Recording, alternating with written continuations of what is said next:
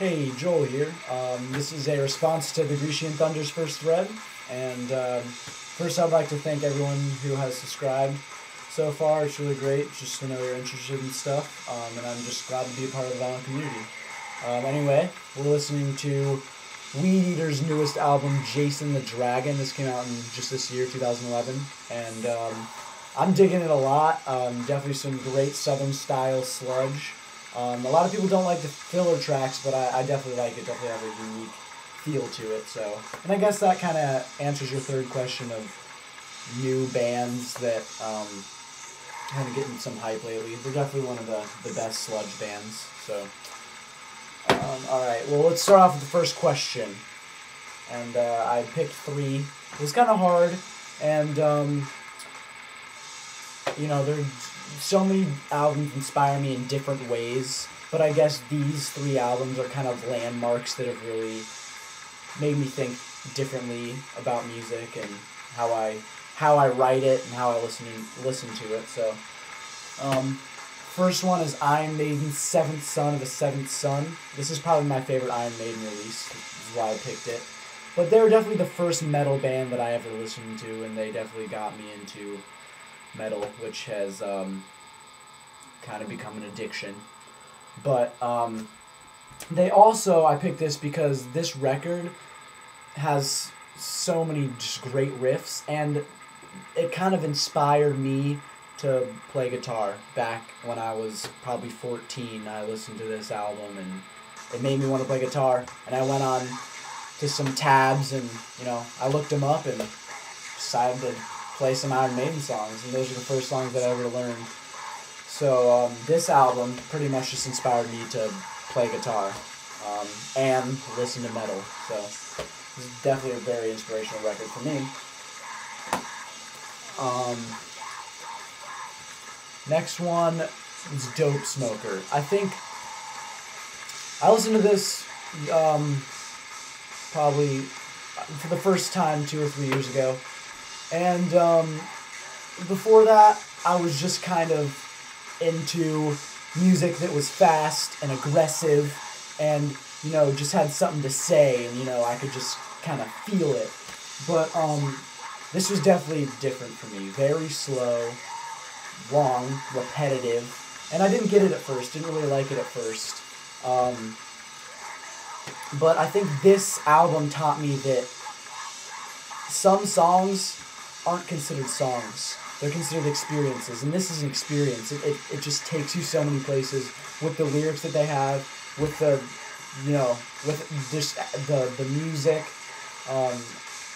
how he delivers the vocals, and that riff. It can take you so many different places, and this kind of opened my eyes to this, and I just had to get this record, which is one of my most cherished records. I think this is the third straight video in a row that I've showed it, so this is definitely one of my favorites. So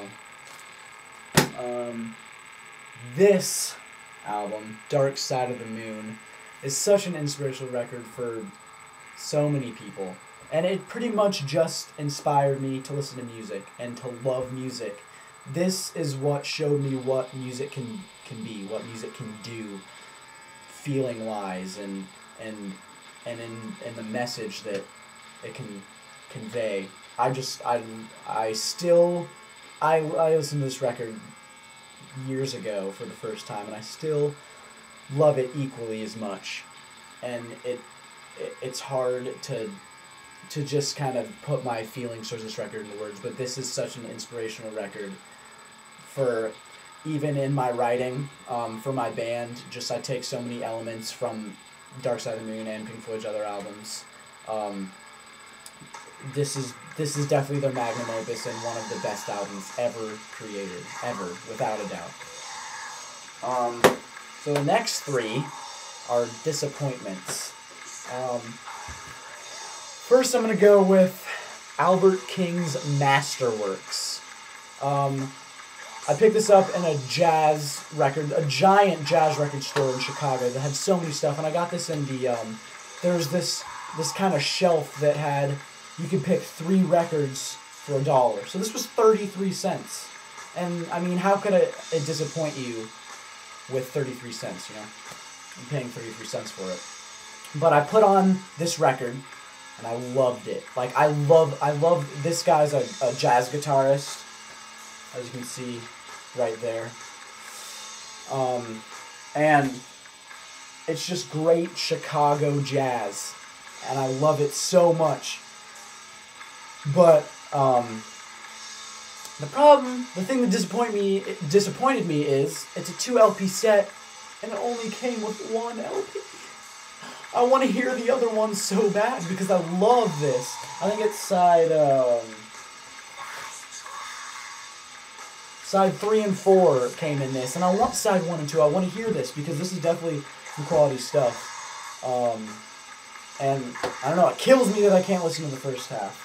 But it's just really good stuff that, you know, I have to suffer through not listening to. It's annoying. These next two are kind of disappointments in that these two bands' earlier releases are better than these. So this is Acid Bath's Pagan Terrorism Tactics. I can't get the angle right. It's tripping me out. Okay, this is Pagan Terrorism Tactics. This came out in 1996, 2 years after Acid Bath's first album, The Kushing Pop. So I talked about both of these albums in my previous video, but thought I'd just talk about it again, just because the first album was so good. I can't even talk about it enough. The vocal performance of that album, I'm just gonna say that it's one of the best vocal performances in any album ever. Just with the emotion, and the lyrics are great. And in this album, they kind of switched over to Sammy, which is the other guitarist, doing most of the vocals, and I don't like that. I mean, he's a really good vocalist, but Dax Riggs is Acid Bath. He really is, and you can't take that away.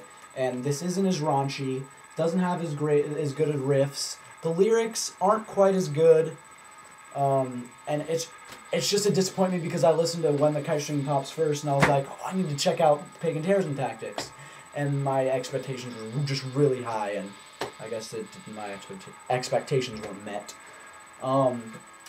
This album is kind of an album that a lot of people are disappointed by. It's A Momentary Lapse of Reason by Pink Floyd. Their worst album, hailed as such by many listeners. And it has really good music in it. Definitely, David Gilmour was experimenting with more of the ambient style kind of music with synths and stuff, and he definitely has some cool vocal moments where he does double tracking, and it kind of has that like ethereal, dreamy sound. But overall, this some of Roger Waters' solo stuff, The Final Cut and The Wall.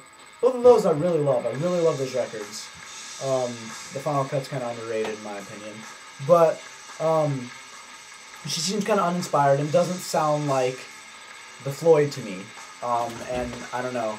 I knew before that I didn't really like it much before I bought this. But I had to complete my Floyd collection, which I don't have quite all of it yet. Piper. I don't have Piper yet. That's really expensive and definitely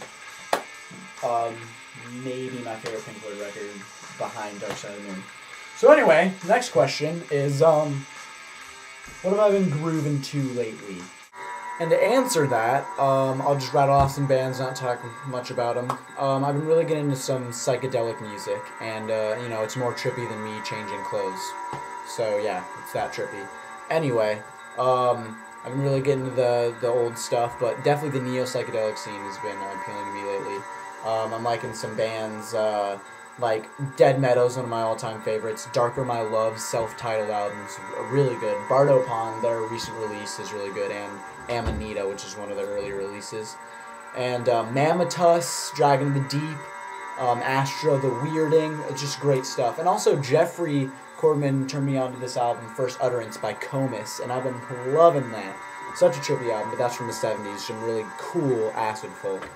And I've also been really liking some punk lately. So if you're watching this, you know of any punk albums, please recommend them to me. So anyway, thanks Grecian Thunder for posing this question, and I had a lot of fun answering it. So see you guys later.